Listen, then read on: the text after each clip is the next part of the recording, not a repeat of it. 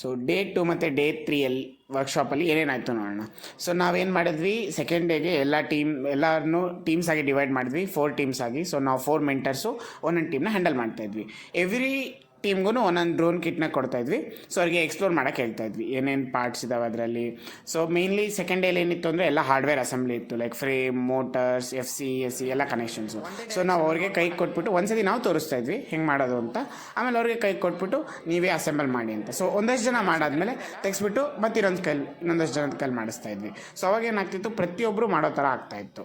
ಮತ್ತು each and every concept ಕೂಡ ಅರ್ಥ ಆಗೋ ಥರ. ಸೊ ಒಂದ್ಸತಿ ಈಗ ನೋಡಿ, ಇಲ್ಲಿ ಇನ್ನೊಬ್ಬ ಟ್ರೈನರ್ ಇನ್ನೊಂದಷ್ಟು ಗ್ರೂಪಿಗೆ, ಸೊ ಆ ಥರ ಇಂಡಿವಿಜುವಲಿ ಮಾಡಿದಾಗ ಏನಾಗುತ್ತೆ, so they'll get an proper hands on experience everything.